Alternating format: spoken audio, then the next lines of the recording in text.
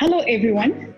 I'm delighted to welcome our keynote speaker, the First Lady of the Republic of Kenya, Mrs. Margaret Kenyatta, our distinguished guests, speakers, ladies and gentlemen from across Africa and beyond to this first ever Inclusive Africa Conference. My name is Irene Mbari-Kirika, the founder and executive director of inABLE, and I'm so happy that this day has finally come. Thank you for joining me in bringing the digital accessibility conversation to Africa. Ladies and gentlemen, we are truly honored to have Her Excellency officiate the conference and for sharing her support in the advancement of digital inclusion for people with disabilities in Africa.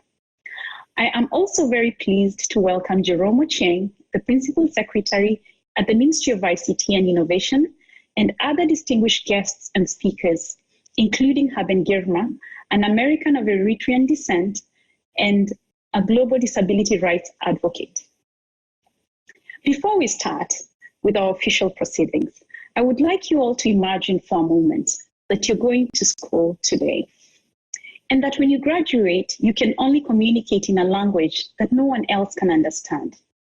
This is the reality that motivated me to establish inABLE, a non-profit organization whose simple mission is to empower blind and visually impaired youth in Africa through computer-assistive technology. In the last decade, with a focus on digital inclusion, inABLE has helped over 8,000 blind and low vision students to become computer literate. We've given them the digital skills that enable them to independently access digital resources and communicate using assistive technology. However, this independence is not limited. This independence is limited as digital products and services in the marketplace and employment are in general not accessible, simply because they are not designed with people with disabilities in mind. This is what life is like today in Africa for children and adults with disabilities.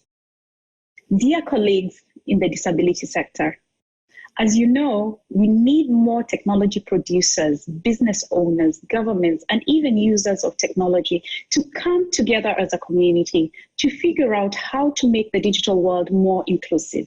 We need to take bold steps and act together to achieve the change we want. This is why we are here today. Now, let me invite Mrs. Phoebe Nyagundi, the head of Disability Division at the State Department of Social Protection, to address us. Thank you.